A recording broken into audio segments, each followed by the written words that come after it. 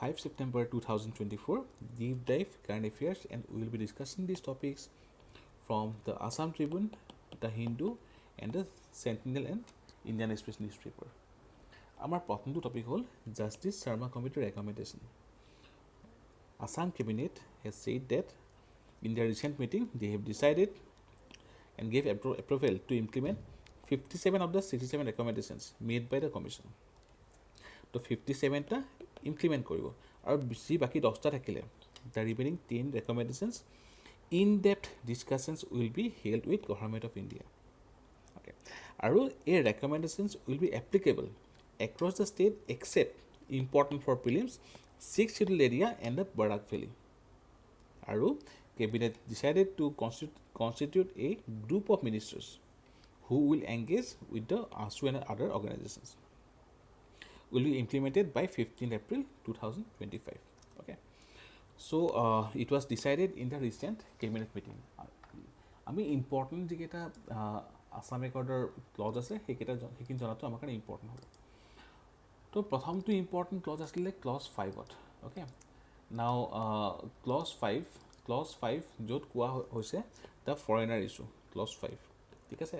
ইয়াতে let's say the purpose of detection and deletion of the foreigner য'ত ডেটটো কোৱা আছে 1/1/1966 later ইয়াৰ পৰা আমাৰ ধৰি লওক 6 section 6 আহিলে citizenship act সেইখিনি important হয়।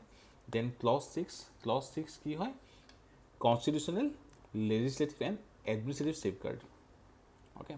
কাৰ কাৰণে to promote cultural social linguistic identity and heritage of the Assamese people. Now clause 7 important হয় clause 7 is regarding economic development, clause 8 is regarding citizenship certificate, then clause 9 আমাৰ বহুতে বেছি important, that is the international border security. Then clause 10 regarding encroachment, clause 11 regarding restricting acquisition of immovable properties, আৰু clause 12 registration of births and dates. তো 1 to 16 গোটেইকেইটাই important হয়।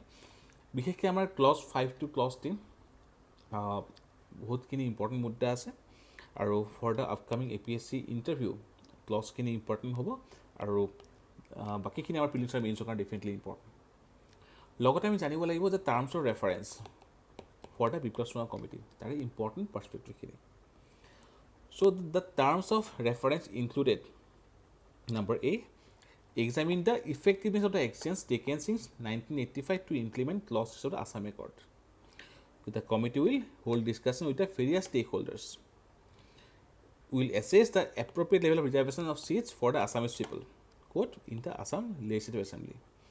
Also to suggest measures to protect Assamese and other indigenous languages. Recommendation for appropriate level of reservation in employment for the Assamese people.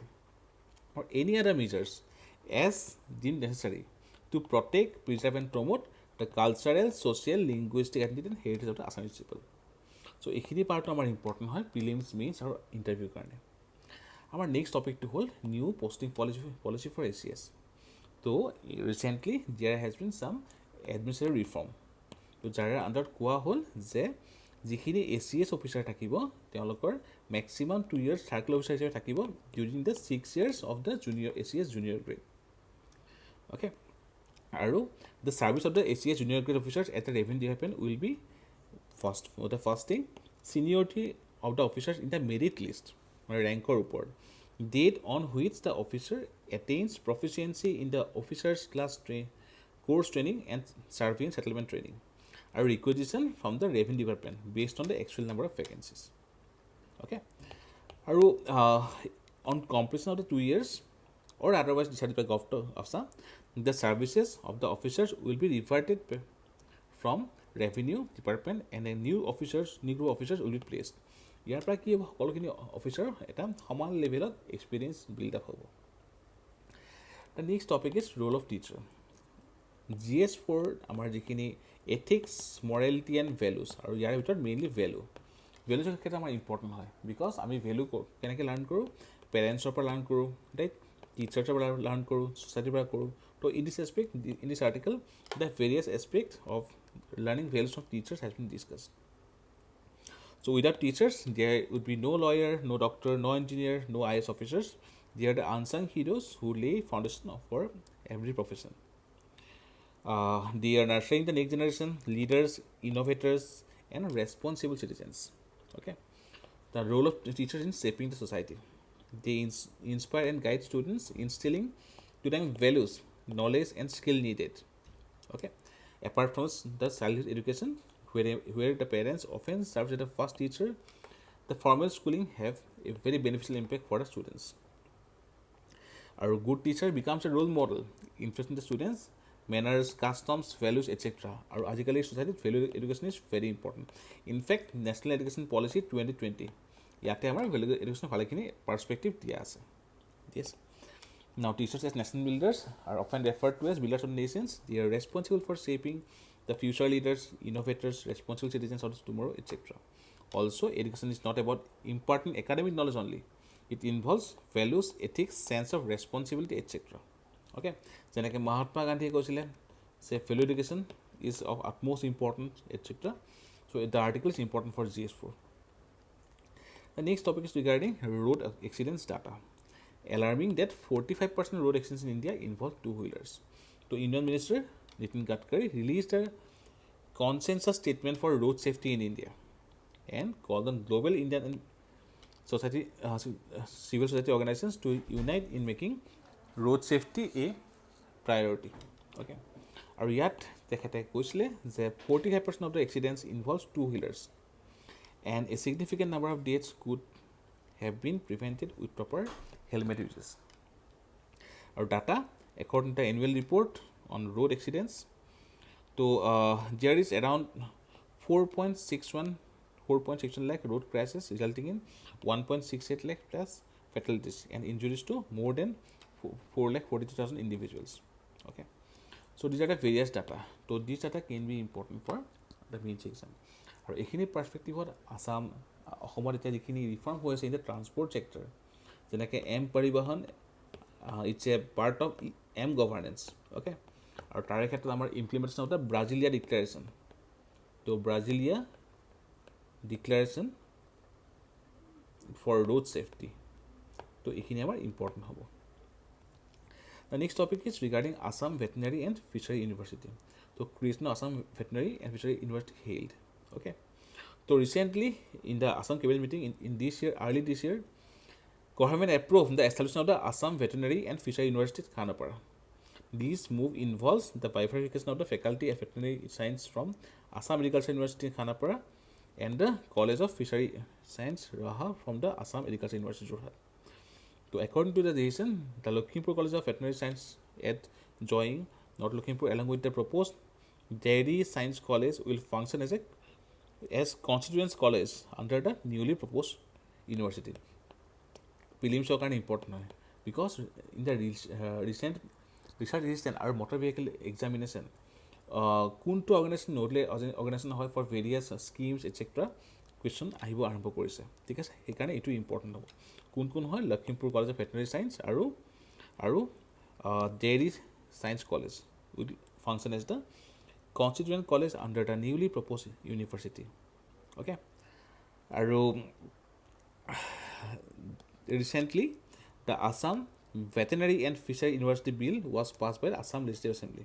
Okay, so' ইয়াৰ পৰা আমাৰ separate ইউনিভাৰ্চিটিত যিখিনি legislative বা and ষ্টেটুটৰী action থাকে সেই পাৰ্টখিনি আমাৰ ইমপ্লিমেণ্ট হৈ আছে. তো আমাৰ প্ৰিলিমছৰ কাৰণে ইম্পৰ্টেণ্ট, অ'কে, ইণ্টাৰভিউৰ কাৰণে ইম্পৰ্টেণ্ট হয়, আৰু মেইনছৰ ক্ষেত্ৰত আমাৰ এডুকেশ্যন ৰিফৰ্মৰ ক্ষেত্ৰত আমাৰ ইম্পৰ্টেণ্ট হ'ব. Then sub classification verdict through Ambedkar's ideals. It came in the Hindu newspaper. Now recently Supreme Court in a landmark judgment in the month of August, judgment নাম হ'ল পাঞ্জাব ভাৰ্চেছ দেবিন্দৰ সিং জাজমেণ্ট, বা আমি দেবিন্দৰ সিং জাজমেণ্ট বুলি পঢ়োঁ. upheld the possibility and permissibility of sub classification of scheduled castes and scheduled tribes for reservation purpose, overruling the previous 𝐓𝐶 judgment. Okay, now sub classification দৰকাৰ কিয় হয়? আমি জানো 2017-18 এখন কমিটি বহোৱা হৈছিল, নামটো হ'ল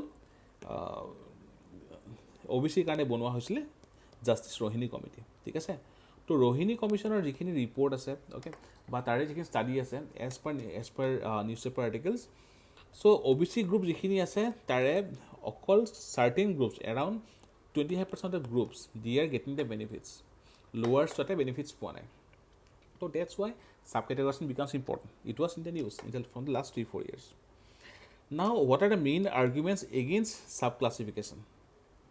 First of all, homogeneity concerns. Critics said that subclassification undermines the uniform status of SC and ST. The ruling aligns with B.R. Ambedkar's ideals of fraternity and mutual respect among these communities. However, some believe that it oversees the previous fairness system. Potential for inequality. For many says that the sub-classification would result into inequalities. For example, the concept of creamy layer, mainly OBC কাৰণে পঢ়ো, refers to more privileged individuals within these groups. Okay, judicial precedent, previous Supreme Court rulings such as in the 𝐓𝐶𝐬 case.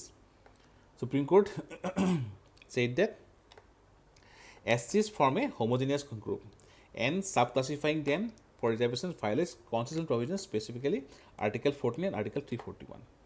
Now, B.R. Ambedkar's ideally আমাক কি কয়? Ambedkar dedicated his life to achieving social and civil justice for the most oppressed groups. To high caste dominance, his efforts were often made with resistance from the traditional Hindu caste system, which did not adequately support his calls for cultural rights. Ambedkar pointed out that they should eliminate their internal divisions. Anti-caste movements, he organized many anti-caste movements such as Mahat Satyagraha and Kalaram Temple anti-movement to challenge the issues. Other learnings from the history, the present sub-classification of SC judgments is reflection of years of grassroots activism and demands by marginalized Dalit communities like Balmikis, Musahars, Madigas, okay, Arundhatiyars, etc. Their main point is that যে ভালেখিনি SC বা ST এতিয়াও ৰিজাৰ্ভেশ্যনৰ ফুল benefit উঠাব পৰা নাই. Why? The people who have previously used SC and ST, they are using it again and again. Okay, which leave very limited scope for the one who have not used it previous. Okay, so mains কাৰণে important হ'ব, GS কাৰণে important. Now factual এটা হ'ল Srinivasa Perumal Temple. It is one of the oldest Hindu shrines in Singapore. Now regarding the Olympic and Paralympic, we will have a extra session.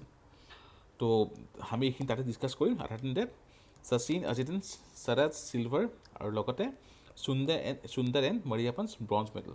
Okay, তো এইখিনি আছিলে 5th September current affairs analysis. Will again come with the 6th September